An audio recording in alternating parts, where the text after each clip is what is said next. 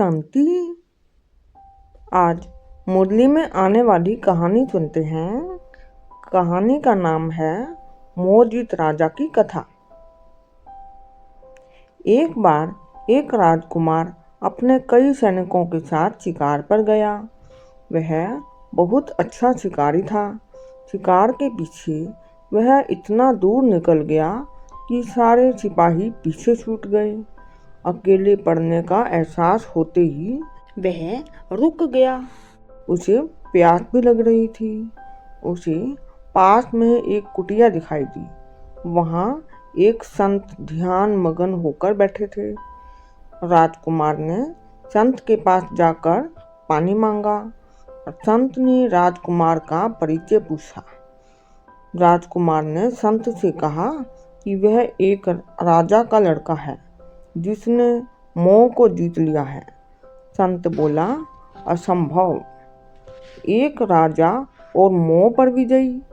यहाँ मैं एक सन्यासी हूँ, तब भी मोह को जीत नहीं पा रहा हूँ, और तुम कहते हो तुम्हारे पिताजी एक राजा हैं और मोह को जीत चुके हैं। राजकुमार ने कहा, न केवल मेरे पिताजी बल्कि सारी प्रजा ने भी मोह को जीत रखा है। संत को इसका विश्वास नहीं हुआ। तो राजकुमार ने कहा कि आप चाहें तो इस बात की परीक्षा ले लें। संत ने राजकुमार की कमीज मांगी और उसे कुछ और पहनने को दिया। संत ने तब एक जानवर को मारकर उसके खून में राजकुमार की कमीज को डुबोया और वह शहर में चिल्लाता हुआ गया कि राजकुमार को एक शेर ने मार दिया। शहर के लोग कहने लगे, अगर वह चला गया तो क्या हुआ? आप क्यों चिल्ला रहे हो? वह उसका भाग्य था। संत ने सोचा कि प्रजा नहीं चाहती होगी कि राजकुमार भविष्य में राजा बने, इसलिए इस तरह की प्रतिक्रिया व्यक्त कर रही है। संत महल में गया और राजकुमार की मौत की बात उसके भाई और बहन को सुनाई। उन्होंने कहा कि अब तक वह हमारा भाई था, वह अब वो किसी और का भाई बन जाएगा।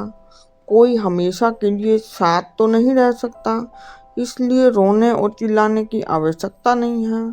संत को लगा कि बहन को कोई दूसरा भाई अधिक पसंद है। भाई खुश है कि उसे अब राज्य मिलेगा, इसलिए दोनों ने ऐसी प्रतिक्रिया व्यक्त की।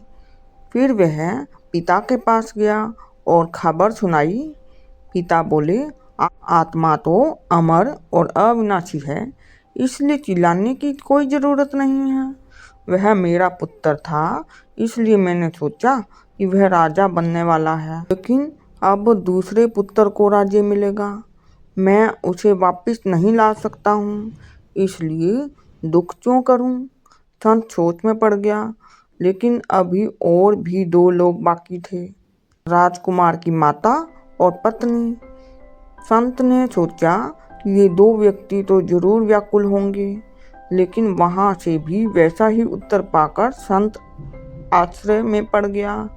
उसे अपने आप पर ही विश्वास ही नहीं हो रहा था कि वह सच देख रहा है। आखिर हार कर उसने अपने आने का उद्देश्य और राजकुमार को जिंदा होने की बात सबको सुना दी। राजकुमार ने वापस आकर अपना राज्य भाग्य संभाला और हर चीज पहले की तरह चलती रही। कहने का भाव है, मोह 5 विकारों में से एक है। वह हमारी शांति को छीन लेता है, परखने की शक्ति को खत्म कर देता है। मोह सच्चाई को खत्म कर देता है। जिसमें मोह है उसमें बुद्धिमानी नहीं हो सकती। बाबा इस कथा से शिक्षा देना चाहते हैं कि ना हमें दूसरों में मोह हो और ना ही दूसरों का हम में मोह हो, तब ही हम विश्व के मालिक बन सकते हैं। ओम शांति।